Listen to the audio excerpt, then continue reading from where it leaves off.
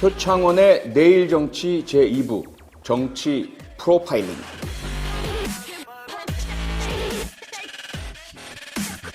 네, 이번 주 제10회 내일 정치 프로파일링의 주제는 검찰개혁과 검사들의 심리입니다.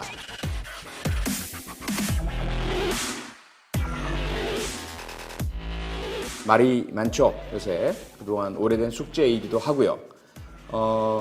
사실 검찰개혁이라는 이 화두가 등장하게 된 배경, 그 뿌리에는 대한민국의 광복, 일제치하에서 이제 벗어나서 일본의 패망과 함께 새로 정부가 구성이 되고 재헌의회에서 그 헌법을 만드는 그 과정부터 사실은 시작됩니다.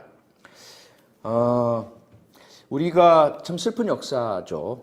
그 일제치하에 있으면서 겪었던 식민사법제도. 일본이 독일로부터 대륙법계 그 형사사법제도를 도입을 합니다. 그러면서 그대로 들여온 것이 아니라 자신들의 통치에 맞게 변형을 하면서 우리 당시 조선 대한제국의 강제 이식을 하죠. 그 전에 우리가 가지고 있었던 그 육법과 형조제도 이런 부분들을 완전 혁파시켜 버리고 군도 그 군 체제도 새로 바꾸면서 이모군란이 발생을 했듯이 형사사법제도 역시 이게 좋은 거야, 이게 현대식이야 라고 하면서 강제 이식을 하게 되는데요. 문제는 그것이 원래 형태 오리지널 자체가 아니라 짝퉁 형태로 변화시키면서 자기들이 마음대로 할 수 있는, 그것이 이제 검사 주재 수사 구조입니다. 일본 검사들 자신의 그 종주 식민 종주국을 위해 수탈을 하고 그 착취를 하기 위해서 식민지 조선을 통치하는 수단으로서의 형사사법제도이니 그게 과연 전체적으로 공정할 수가 있겠습니까? 그래서 그 변호인의 참여라든지 피의자의 권리라든지 이런 그 독일 원래 대륙법계가 가지고 있었던 부분에 있어서도 상당 부분을 왜곡시켜서 받아들인 제도인데, 그래서 검사에게 무소불위의 그 권한을 주면서 그 밑에 있는 순사들은 대부분 우리 우리 한국인들, 조선인들이었죠. 그래서 검사에게 충성하고 검사가 시킨 대로 다 하면서 같은 동포인 우리 독립운동가들이나 동포들에게 고문도 자행하고 불법적인 체포 마음대로 행하던 그러한 수사 구조였습니다. 그러다 이제 해방이 된 거죠. 그래서 미 군정이 들어섭니다. 그래서 미국 그 군 행정청이 조선 총독부를 대신해서 일단 그 정상화되기 전까지 우리 그 대한민국을 관장하게 되는데, 그때 미 군정청이 미국에서 행하던 것과 같은 형사사법제도를 일단 펼칩니다. 그래서 기소권과 수사권을 분리하는 거죠. 경찰은 수사를 행하고 검찰은 기소를 행하는 그러한 제도를 딱 도입을 하니까 일본 검사들은 이제 물러갔지만 그 역할을 대신하게 된 우리 한국인 변호사들이, 검사가 된 변호사들이죠. 이분들은 일제치하에서 변호사 역할을 하던 분이에요. 일제치하에서 변호사 자격을 획득을 하고요. 그들이 익숙했던 사법제도와 너무 다른 거죠. 그리고 그들이 알고 있던 경찰은 일제 순사들이었습니다. 그들에게 어떻게 수사를 맡기느냐라는 거죠. 그들은 법도 모른다. 사람 때리고 고문하고 체포하고 횡포 부리는 것밖에 모른다는 인식을 가졌기 때문에 미 군정청에 항의를 합니다. 이게 무슨 말이냐, 해석 좀 해달라. 그래서 미 군정이 내린 훈령, 법무부 검사에게 내린 훈령 제20호 제1조와 그 다음에 훈령 제3호, 미 군정 법령 제20호 제1조와 법무부 검사에 대한 훈령 제3호 등을 통해서 확실하게 확인을 합니다. 검사는 수사를 행하지도 수사에 관여하지도 말아야 한다라고 명확히 하는 거죠. 이것이 이제 미 군정이 그 일본에도 민주주의, 민주화를 도입하기 위해서 그런 일체화된 검사 주재 수사 제도가 아니라 수사와 기소가 분리가 돼서 서로 견제와 균형을 이루고 무기 대등 원칙, 당사자주의, 피의자도 범죄 혐의를 받고 있는 사람도 국가 권력과의 싸움에서 억울한 피해를 당하지 않도록 하기 위한 그런 이제 수사 제도와 재판 제도를 갖추려고 한 것인데 우리 대한민국에서 이제 문제가 생긴 거죠. 워낙 그 역할을 담당해야 할 경찰이 미국과는 달리 전혀 전문적이지도 또 준법 정신이나 리걸 마인드도 형성되어 있지 않고 규정과 절차를 준수하지도 않고 인권 의식도 전혀 없고 식민 경찰의 잔재가 남아 있기 때문이었던 거죠. 여기에서 미군정의 당시 생각은 경찰을 훈련시키고 미국 경찰도 사실 몇 개월 훈련시키고 알려주면 그 제도 하에서 수사에 있어서의 준법은 당연히 이루어진다. 그리고 사후적으로 검사가 기소 과정에서 통제가 가능하기 때문에 이건 뭐 제도에 의해서 충분히 된다라는 인식을 가지고 있었던 거예요. 미국 경찰이라고 해서 뭐 수준이 엄청 뛰어나거나 그렇지는 않거든요. 그런데 문제는 미군정이 그 당시에 평화롭게 한국의 형사사법제도나 행정제도를 마련할 수 있는 상황이 아니었던 거죠. 러시아, 소련이 점령 지배하고 있었던 한반도 북쪽 지역에서 이 빠르게 공산화가 일어나면서 위기의식을 느끼게 됩니다. 그리고 뭐 신탁 통치를 둘러싼 찬반, 양론이 벌어지고 이념적인 대결이 이루어지면서 2차 대전의 종결이 그들 평화가 아니라 또 다른 형태의 대결과 갈등으로 이어지는 상황이 되다 보니까 미군정도 초기에 처음에 생각과는 달라졌어요. 그래서 경찰을 새로 선발을 해서 새로운 대한민국 경찰, 민주경찰을 창립하겠다라는 생각을 접어버리게 된 거죠. 일단은 효율성, 일단은 장악력. 그래서 이 공산화된 한반도 이북과 소련 또 중공 이들로부터의 그런 한반도 남쪽에 대한 적화를 막아냈어야 하고 그리고 대한민국 한반도 남쪽에 있어서도 혼란이 상당히 심각하게 야기가 되었거든요. 그러다 보니까 우선 안정이 필요했고 그래서 식민 경찰 일제 순사들을 대거 다시 경찰로 복귀를 시키게 되는 착오 오판을 하게 되죠. 그로 인해서 경찰에 대한 신뢰가 땅에 떨어집니다. 그러면서 이제 미군정이 종료가 되고 대한민국 정부가 출범을 하게 되고 그러면서 이제 재헌국회에서 형사소송법을 처음 만드는데 1954년 국회에서 형사소송법 논의가 있을 때도 똑같은 논란이 생깁니다. 당시에 미군정 끝나고 이제 다시 우리가 대한민국을 새로 만드니 원리 원칙대로 해야 된다. 그래서 제대로 하자. 그래서 수사는 경찰이 맡고 검찰은 기소를 맡는 이러한 민주국가 형태를 갖추자라는 그런 제안이 이루어져서 형사소송법을 논의를 하는데 여기에 대해서 이제 시기상조론이 등장을 합니다. 미 군정이 채용해서 이용했던 이 일제 순사 출신들이 또 고등계 형사들도 포함됐죠. 이들이 이 대한민국 경찰의 수뇌부부터 시작해서 쫙 주요 부서를 다 차지하고 있었던 상태였던 거죠. 그러다 보니까 이런 경찰에 독자적 수사권을 줘서는 안 된다. 그러면서 논란이 벌어지면서 재헌국회에서 현재 그 당시에 식민 잔재가 있는 경찰에 수사권을 주면 경찰 파쇼가 된다. 경찰 독재 국가가 된다는 거죠. 그런데 만약에 검찰에 기소권과 수사권을 다 주고 경찰에 대한 수사 지휘권까지 준다면 이것은 검찰 파쇼가 된다. 검찰 파쇼냐 경찰 파쇼냐 이 둘 중에 선택을 해야 되는 순간이다라는 거죠. 그 당시에도 역시 마찬가지로 그 당시 경찰을 해체시켜버리고 새로운 경찰을 선발할 시간적 여유나 정신적 여유가 없는 상태였으니까 북쪽의 존재도 있고 하니까 말이죠. 그래서 그 당시 재헌의회에서의 선택은 어쩔 수 없다. 경찰 파쇼보다는 통제하기 어렵고 총칼찬 무식한 경찰 파쇼보다는 그래도 법으로 무장한 검찰 파쇼가 낫다. 그래서 조금 있다가 이 전국의 안정과 갈등과 혼란의 문제가 해결이 돼서 평화롭고 안정된 정상적인 대한민국이 되면 그때의 수사와 기소 분리를 하도록 하자라고 해서 검찰 파쇼를 받아들이게 된 겁니다. 이것이 이제 뿌리 요 문제의 시작이죠. 근데 여기 반전이 계속 이어집니다.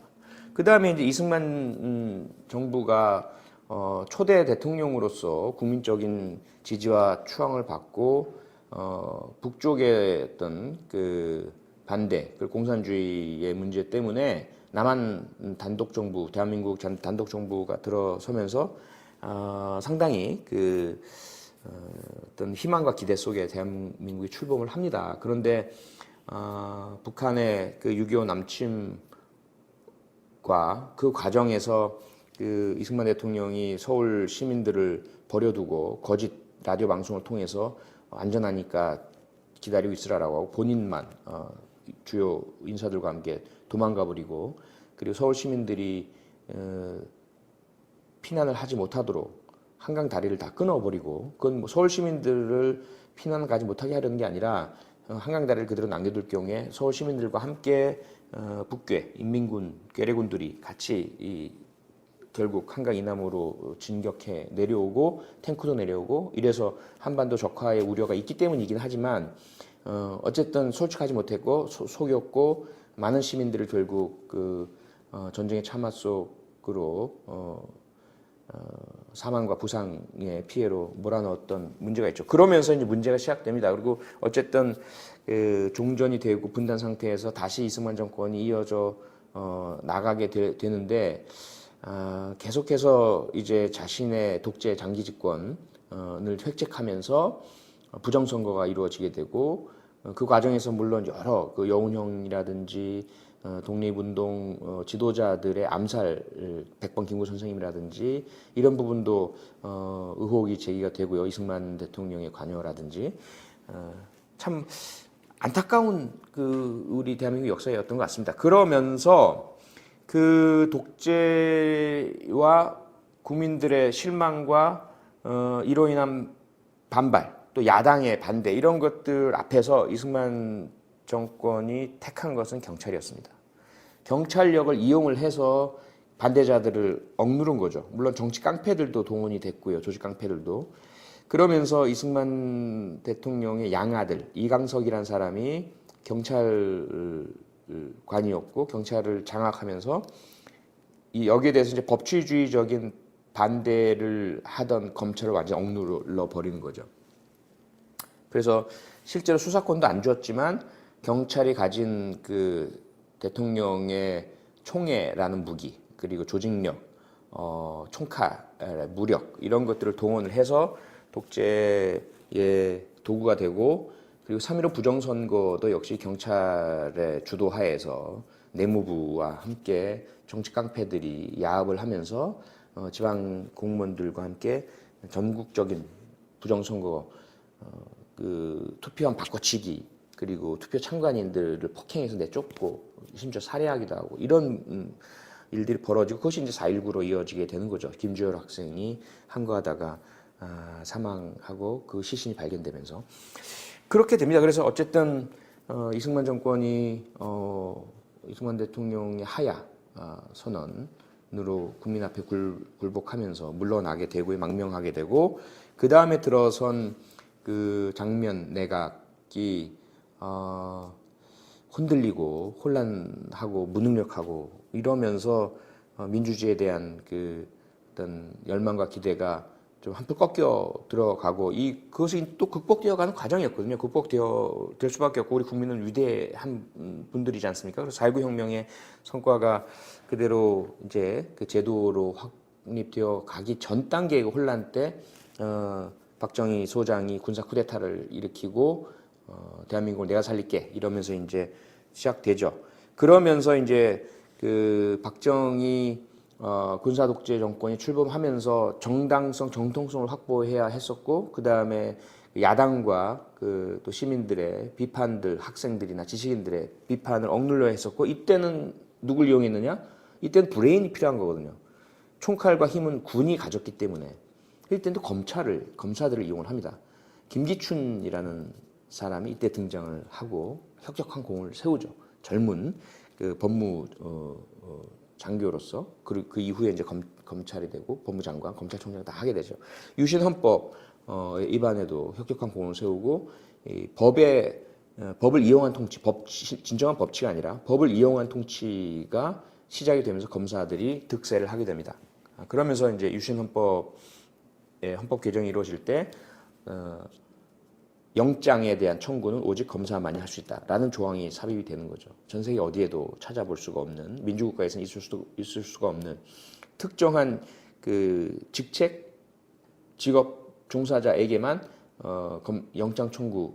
영장이란 것은 판사의 그 권한이죠. 판사의 판단이고 판사의 명령입니다. 말 그대로 판사가 압수수색을 하도록 하여라, 인신 구속을 하여라, 체포를 해도 좋다라는 판사의 사법적인 판단이고 결정이고 권한이며 명령인데, 이것을 판사의 판단을 구하는 그것 자체도 또 하나의 독립적이고 독점적인 영역으로 만들어져 버립니다. 그래서 지금 이 수사권 논쟁과 함께 영장 청구권 문제가 불거지는 거예요. 그래서 심지어 자유한국당의 검사 출신 홍준표 후보조차 검사의 독점적인 영장 청구권 이거 없애야 된다, 폐해다, 헌법 개정해야 된다라고 주장을 하는 거죠. 어쨌든 그렇게 되면서 박정희 정권은 검사의 전성시대이고 검찰권이 강화되는 시대이고 검찰과 중앙정보부가 함께 그 대한민국을 그 독재 통치하던 시대였다, 이렇게 보시면 되고요. 그리고 나서 이제 그 차지철의 만행을 참다 못한 김재규에 의해서 박정희, 차지철 등에 대한 총격이 이루어지고, 이러면서 다시 그 서울의 봄이 잠깐 일어나죠. 이제 다시 그 군사 독재가 끝나고 박정희 18년 장기 집권이 이제 막을 내리고 부마 항쟁이 그 전에 있었고요. 그러면서 이제 다시 민주주의가 복원되나 보다, 4.19 정신이 끊겼다가 다시 복원되나 보다라고 하는 그 시기를 서울의 봄이라고 하죠. 5월 이었고요. 5월 15일 날 서울역 대규모 집회가 이루어지고 그 이후에 전국적인 대규모 집회가 예정이 되어 있었는데 전두환 신군부가 12.12 쿠데타로 그 장악을 해나가면서 자신이 제2의 박정희가 되려는 그런 야욕에 불탔던 전두환에 의해서 다시 포갑이 이루어지죠. 그러면서 전국적으로 만약에 시위에 참가하면 공수부대 투입하고 실제로 실탄 사격이 가능하다라는 그런 그 이야기를 쫙 퍼뜨리면서 전국에서 대학생들도 시위를 중단하게 됩니다. 근데 오직 광주에서만, 전남대 학생들만 무슨 소리야, 우리가 다시 또 이런 총칼 앞에 무너질 수 없어 라고 하면서 5월 18일 날 예정대로 그 시위 투쟁에 나서게 되고, 여기에 실제로 공수부대가 투입이 되면서 5월 광주의 학살이 일어나게 되는 거죠. 그러면서 집권하게 된 전두환 정권은 다시 경찰 전성시대가 됩니다. 이 역사의 아이러니인 거죠. 왜 그럴까요? 전두환 소장의 형 중에 전기환이라는 분이 있었고, 그 다음에 동생 정경환이라는 사람이 있었는데, 이 두 사람이 모두 경찰과 인연이 있어요. 실제 경찰관이기도 했고, 용산고를 졸업하면서 용산 마피아라고 불리면서 경찰에 어떤 자신들의 친분이 있는 사람들이 꽤 많이 포진해 있었거든요. 그래서 이 전경환, 전기환 이 두 사람에 의해서 경찰이 완전히 인사가 뒤바뀌게 되고 자신들과 친한 사람들이 다 올라가고, 그렇게 정교환이라는 사람은 사실은 낮은 직급의 경찰관이었습니다. 근데 이 사람이 완전히 이제 경찰 전체 실권자가 되는 거죠. 그러면서 저희들이 이제 흘려 들은 이야기들이 뭐가 있냐면, 헬리콥터 안에서 전두환 그 소장은 집권하게 되면서 갈등을 했다고 해요. 여전히 검찰을 통해서 검찰의 힘을 실어주면서 법을 이용한 이 통치가 훨씬 더 교묘하고 전문적이며 훨씬 더 촘촘하게 사회 통제를 할 수 있다라는 이런 박정희 정권에서 보던 게 있기 때문에 그런 생각을 여전히 가지고 있었는데, 정경환, 정기환 두 그 형제가 설득을 했다라는 그런 이야기죠. 헬기로 같이 이동을 하면서 각하 경찰의 전국에 몇 명인지 아십니까? 검사는 단지 2,000명도 안 됩니다. 그런데 경찰관은 전체 10만이 넘는 대 인원이고 그리고 그 가족까지 합하면 수십만, 100만에 가깝습니다. 이들을 한편으로 하고 육해 공군 그리고 경찰군 이 4군 체제로 장악을 하면 사회가 통제됩니다. 뭐 이런 이야기를 이제 전해 들었어요. 어쨌건 전두환 정권 때는 그래서 경찰에 상당한 그 힘이 실리죠. 그래서 경찰권이 강화되고 경찰력이 많이 이용이 되고 경찰에 또 여러 가지 눈에 그 뭐 조사모사라고 이제 저희들은 얘기하는데 이런저런 수당의 신설이라든지 뭐 직급 경장 계급의 신설 뭐 이래서 눈에 보이는 승진 효과가 나는 뭐 그런 것들도 있게 되죠. 그리고 뭐 금일봉 등의 치하도 많이 이루어지게 되고 뭐 그렇게 행하게 되다가 다시 이제 노태우 정권 들어섰을 때는 이 박철원이라는 그 정권의 황태자 검사거든요. 이 사람이 등장을 하면서 다시 검찰 득세 상황이 되고요. 이런 권력 놀이가 이루어집니다. 검찰과 경찰이 정신 못 차리고 자신들의 조직 그리고 특히 상층부의 일부의 힘만을 위해서 정권에 아부하면서 정권과 결탁해가지고 이번엔 경찰, 이번엔 검찰 이랬던 60여 년 세월이 흘러온 거죠. 그 다음에 이제 이어진 그 문민정부라고 하는 김영삼 정부에서도 이 검찰의 득세는 계속 이어지게 됩니다. 그리고 이어서 이제 국민의 정부 김대중 대통령 정부에서는 대통령 후보 시절에 공약을 하죠. 더 이상은 이렇게 검찰의 무소불위 독점적 권한으로 뭐 재벌도 잡아놓고 정치인도 잡아놓고 야당 탄압하고 뭐 간첩 조작하고 이러한 일들이 더 이상 없어야 되겠다 해서 수사권 독립, 경찰의 수사권 독립해준다. 하지만 경찰 역시 파쇼이고 중앙집권적이고 너무 지나치게 강하고 권력과의 결탁이 심하니까 경찰도 지방 분권화한다. 지방자치경찰제, 수사권의 분점과 지방자치경찰제를 함께 해가서 경찰 파쇼, 검찰 파쇼 모두를 해결한다. 이것이 이제 김대중 대통령의 공약이었습니다. 그런데 그 공약이 실천이 안 되죠. 너무나 안타깝게도, 너무나 가슴 아프게도. 그 당시에 저는 이제 경찰대학 교수로 그 김대중 정권 때도 대통령 직속 자치경찰 추진위원회 위원으로 참가했습니다. 그리고 노무현 정권 때도 마찬가지로 이어서 10년 연속 대통령 직속 자치경찰 추진위원회 추진위원으로 참가를 했었습니다. 그래서 그 당시 참가했던 교수님들하고 많은 이야기를 나눠서 그분들이 다 제가 어떤 생각을 가지고 있고 어떤 이야기를 했는지 다 알고 계시고요. 경찰청의 강고한 그 반대와 항고, 아주 그리고 교묘한 그런 물타기 이런 것들 속에 뭐 유럽식 자치경찰제니 뭐 이렇게 또 광역 단위냐 기초 단위냐 이런 다양한 쟁점거리를 던져내는 방식에 의해서 많이 현혹이 돼 있죠. 그리고 그보다 더 큰 문제는 검찰의 그런 강고한 반대와 검찰의 인사개혁, 사람을 바꾸는 걸로 그래도 어느 정도 되지 않았느냐라는 그러한 잘못된 인식 속에서 제도 개혁을 하지 못하고 흘러오게 됩니다. 저는 국내 정부와 참여정부의 가장 큰 패착이 바로 이 검찰개혁과 경찰개혁을 못한 것이다라고 저는 개인적으로 생각을 합니다. 그건 비판적으로 바라보고 있고요. 그러면서 이제 지금까지 이어져 왔죠. 그런 상황입니다. 그래서 더 이상은 미룰 수 없는 검찰 개혁 그리고 우리가 이제 그동안 최근에 지나치게 권한이 집중되어 있는 검찰의 폐해가 얼마나 심각한지를 봤지 않습니까? 최근에 일어난 사건만 하더라도 제19 감싸기 우병우 사태만 해도 그렇죠. 그다음에 김학의 전 법무차관의 원주 별장 성폭력, 집단 성폭력, 환각 파티 같은 경우도 증거 다 나오고 피해자가 나서줬고 동영상도 있음에도 불구하고 무혐의 처분되어 버리는 말도 안 되는 그 사태를 봤고요. 그리고 2014년 정윤회 문건 파동 때도 그 범죄 행위, 권력농단의 행위가 아니라 누가 유출했느냐 쪽으로 잘못 전환되면서 그리고 유우성 서울시 공무원의 간첩 조작 사건, 이건 국정원과 검찰이 서로 짜웅해가지고 한 사람의 그 시민, 그의 국적이 무엇이건 또는 탈북자인지 아닌지 여부를 떠나서 한 사람의 약한 시민, 인간을 국가 권력이 총동원돼서 완전히 인생을 망쳐버린 말도 안 되는 그 사건이죠. 이러한 일들이 계속 이어져 나가고 진경준 검사장 사건도 마찬가지고요.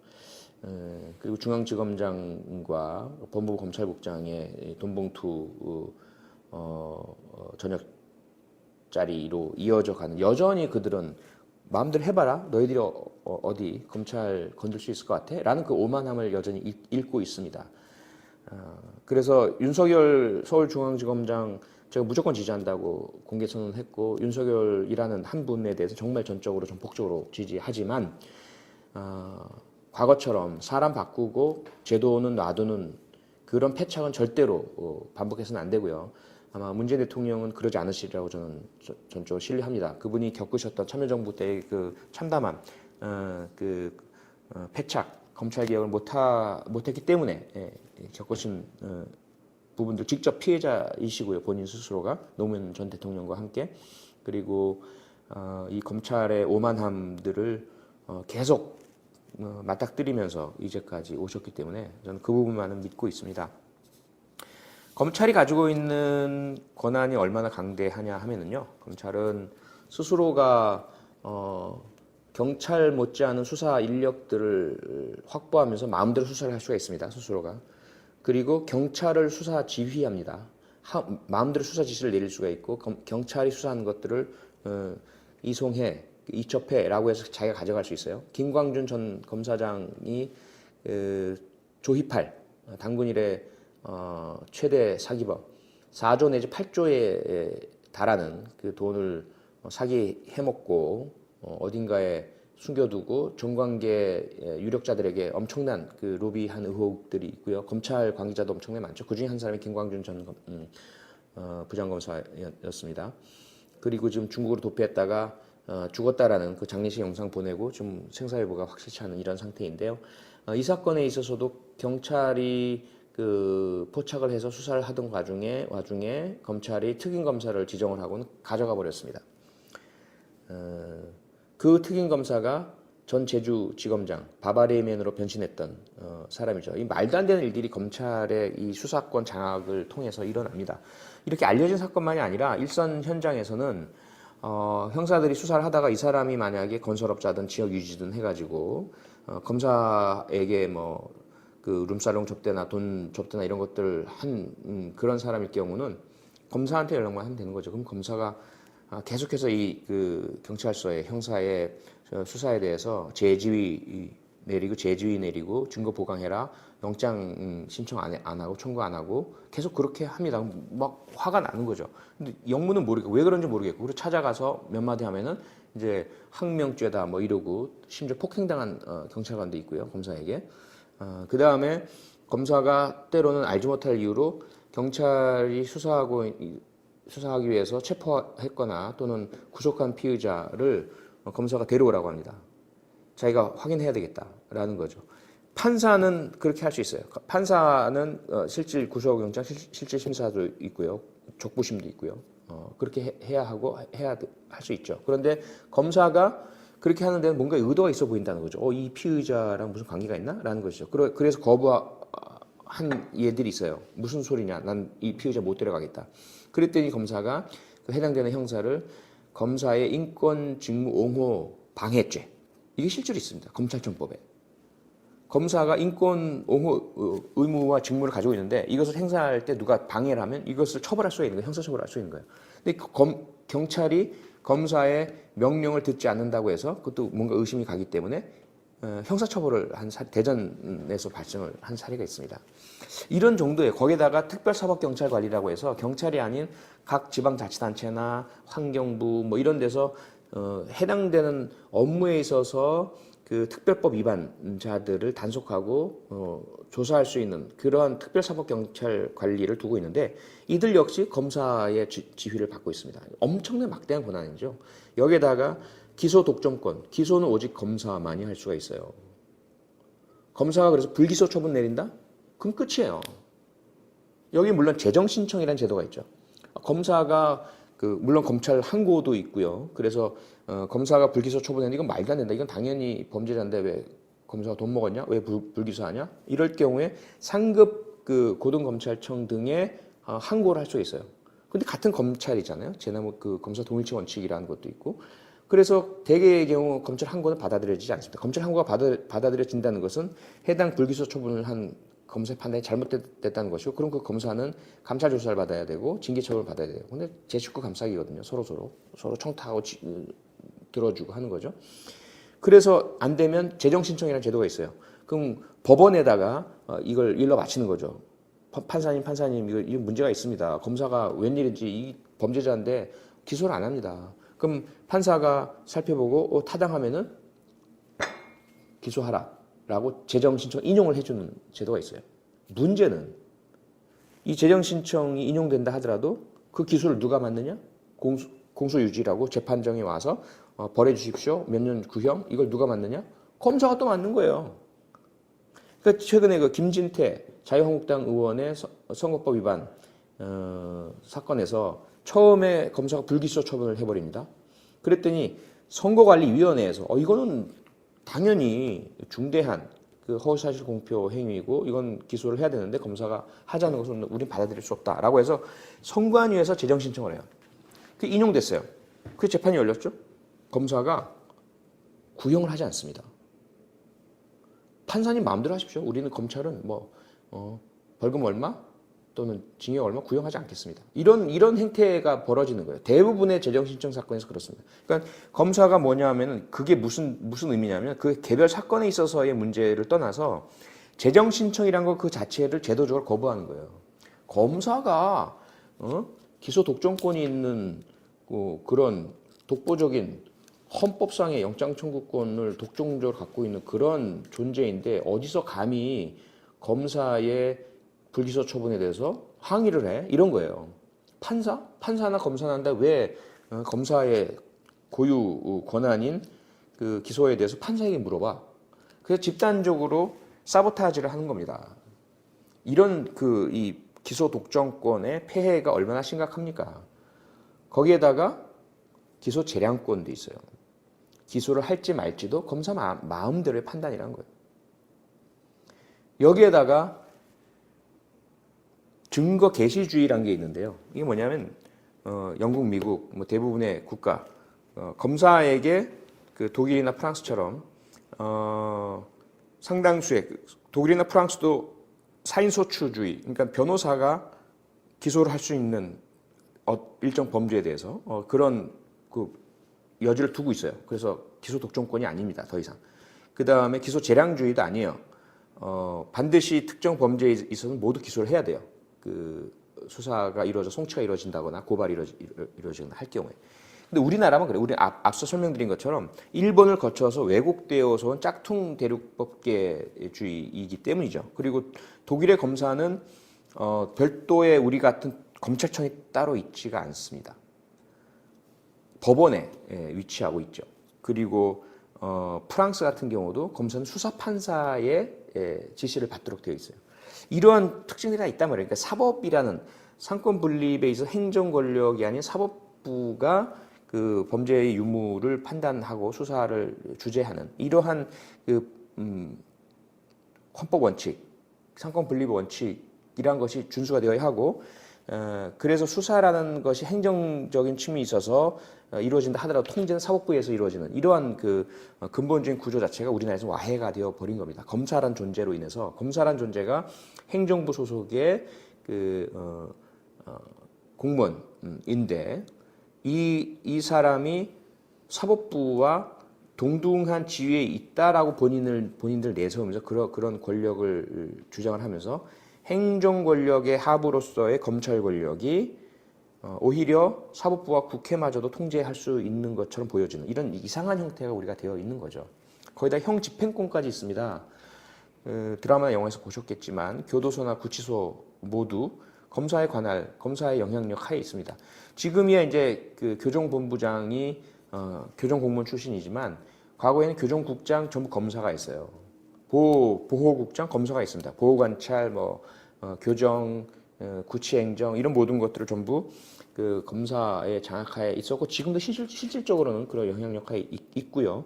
그 다음에 법무부의 문미나 얘기 많이 하잖아요. 법무부란 것이 미국이나 영국이나 어느 나라 보더라도 법무 행정이란 것은 검찰이나 수사행정과는 구분되어 있습니다.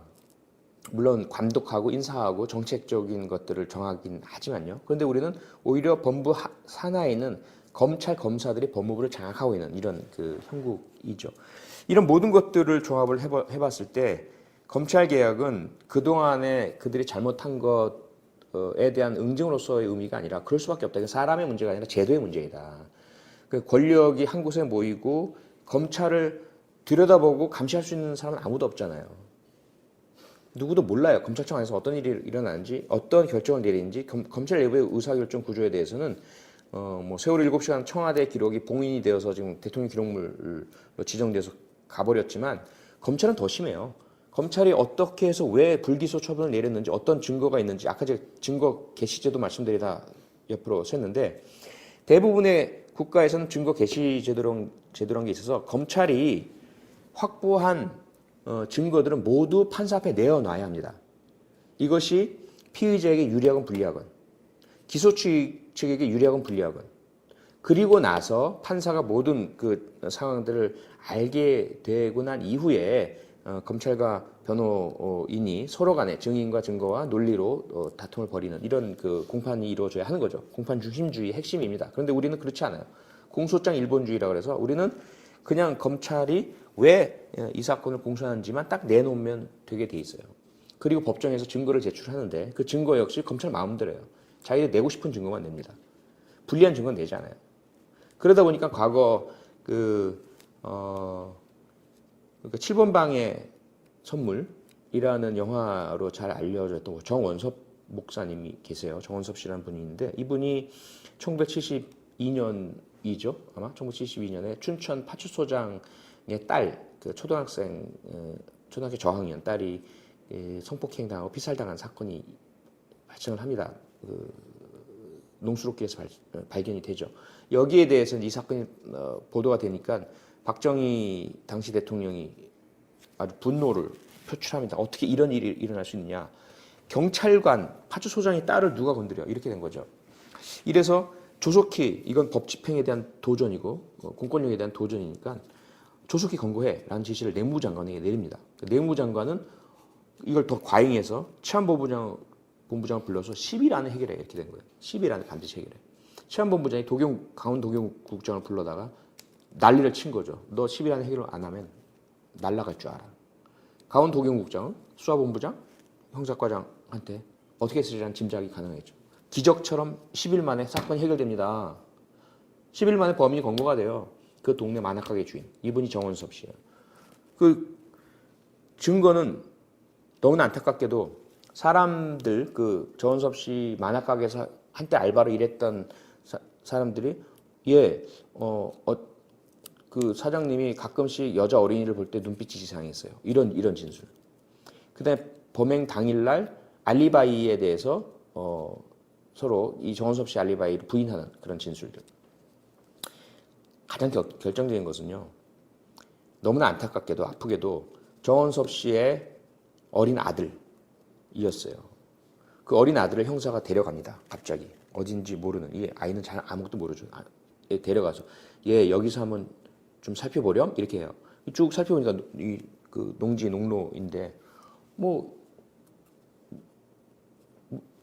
모르겠는데요. 이렇게 하니까 잘 살펴봐. 혹시 네가 아는 뭔가가 있지 않니? 저기 연필이 있네요. 그래? 한번 봐. 가서 집어봐. 집어본 거예요. 그게 어떤 연필이야? 이거 제 건데요. 그게 왜 네 거니? 제 이름이 써 있어요. 정말? 근데 이게 왜 여기 있을까? 모르겠는데요. 네가 여기다 갖다 놨니? 아닌데요. 그 연필의 존재와 이 어린 8살, 당시 8살인 아들의 진술이 가장 결정적인 증거가 됩니다. 그래서 유죄 판결을 받게 되는 거죠. 그런데 말입니다. 당시에 DNA 수사 기법은 1986년에 영국의 그 레스터 대학교의 그 생물학자에 의해서 이렇게 발견이 되었고 이것이 우리나라에 도입된 것은 1990년대 초였어요. 그래서 화성 연쇄살인 사건도 초기에 DNA 수사 기법이 동원되지 않음으로 인해서 검거할 수 있는 범인을 검거하지 못하게 됐는데 어쨌건 이 사건 DNA는 못해요. 하지만 현장에서 범인의 정액이 발견이 됐고요. 그래서 거기서 혈액형이 검출이 됩니다.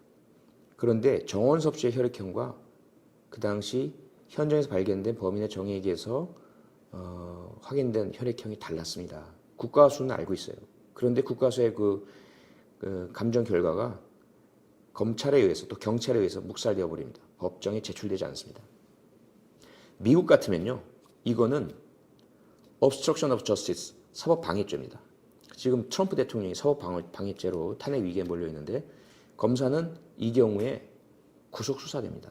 뉴욕시의 검사들이 여러 차례 그런 자기 실적에 대한 과욕 부리다가 중요한 증거 감추고 이게 나중에 적발돼서 구속하고 실형 선고받는 얘들이 꽤 있어요. 우리나라는 범죄 아닙니다.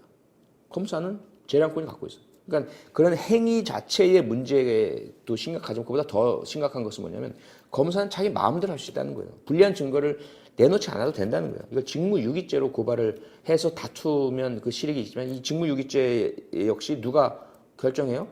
검사가 결정해요. 무혐의 처분 내릴 거의 뻔합니다. 이런 부분들이 있는 거예요. 그래서 이 검찰 개혁이란 것은 단순히 검경 간의 무슨 뭐 권한 배분 이 문제가 아니고요. 죄 없는 사람을 죄인으로 만드는 마법을 가지고 있고요. 마술을. 죄 있는 사람을 죄 없는 사람으로 둔갑시킬 수 있는 힘을 가진 게 검사하고 검찰이에요.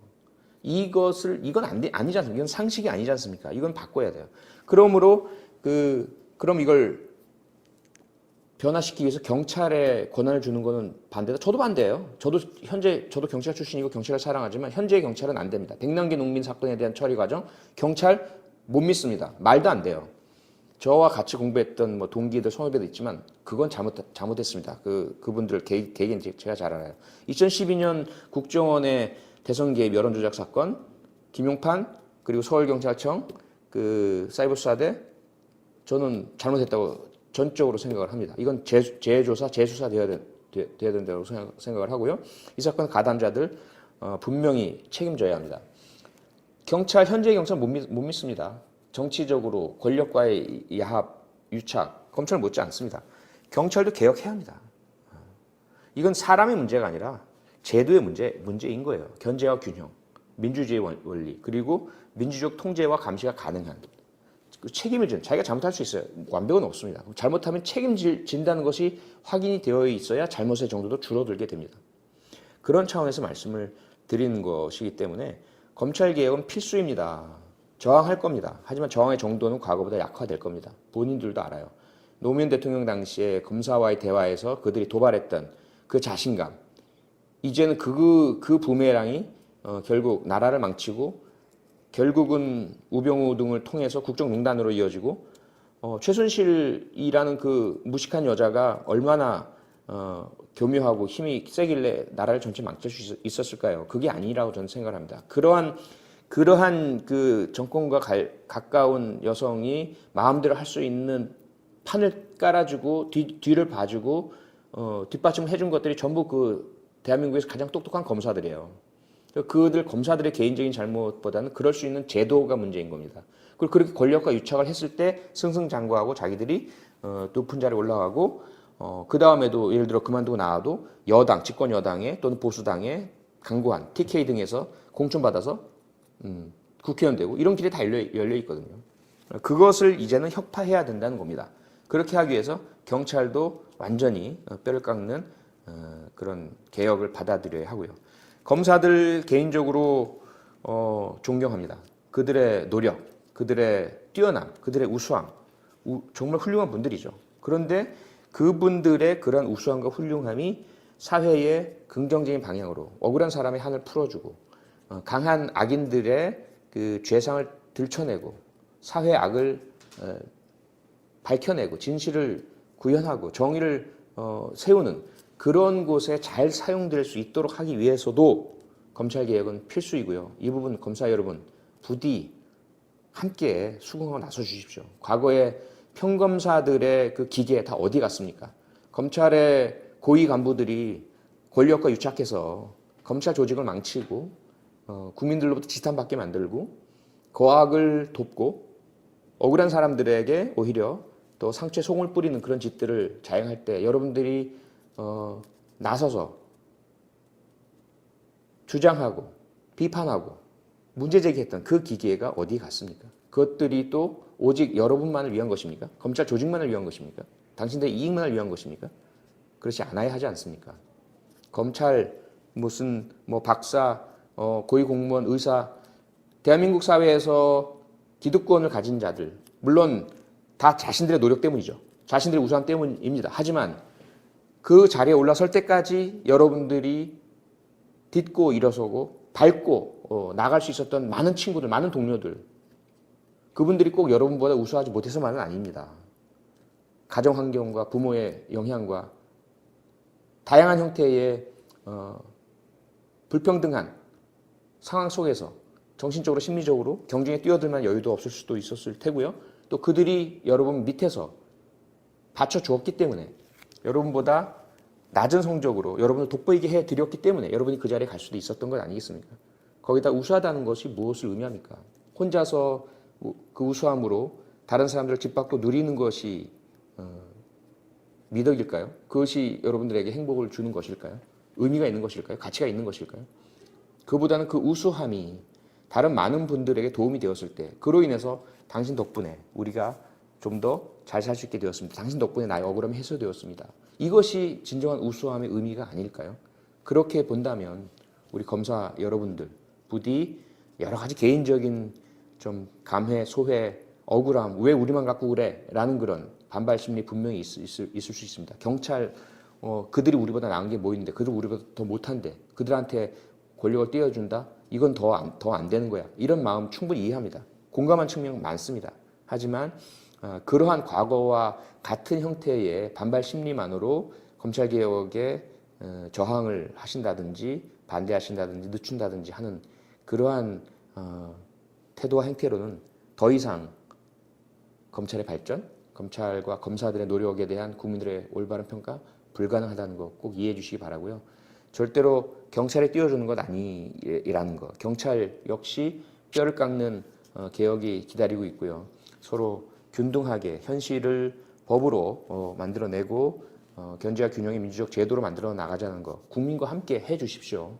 그래서 차라리 개혁에 대한 적극적인 동참을 통해서 잘 아시지 않습니까? 일선에서 고생하시는 검사들은 너무 사건이 많아서 눈앞에 쏟아져 들어오는 사건들 얼마 전에 그 서울 남부지검에서 검사 한 분이 목숨을 끊고 그 이면에는 검찰 내부의 갑질도 있지만 지나치게 많은 일 그리고 그 부분에서 성과를 내야 하는 압박감 그 배경에는 역시 수사권의 독점이라는 폐해가 또 도사리고 있지 않습니까? 차라리 석관들 다 떨어내서 경찰에게 내맡기고 그들의 잘못이 있을 때 여러분들이 맨눈으로 그것을 포착해서 바로잡아 주는 역할 그게 더 낫지 않겠습니까? 그리고 공판이라는 것 공소 유지가 더 중요한 것 아닙니까? 지금 우리가 박근혜 전 대통령에 대한 재판에서 최순실 재판에서 그 이전에 숱하게 많은 원세훈 재판에서 검찰이 법정에서 날카로운 논리로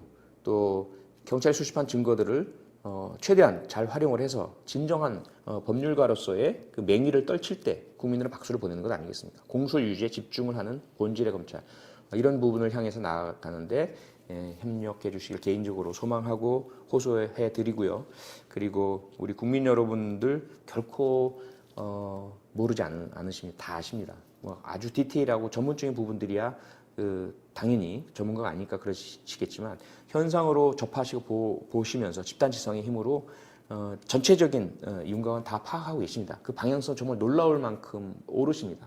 제가 정말 과거에 오만했었을 때 다수와 보통 시민들을 무시했던 그런 그 개인적인 경험들이 있습니다. 그 과오를 좀 많이 반성을 하고 있고 정보와 디테일한 부분들, 내부 이야기 그리고 아주 구체적이고 학술적인 부분까지는 아니지만 전체적인 상황에서의 옳고 그름에 대한 판단은 정말 이 집단지성과 국민 여러분이 현명하시고 오르시다는 거 우리 겸허하게 같이 생각을 하면서 검찰 개혁에 동참해 주시기를 바랍니다.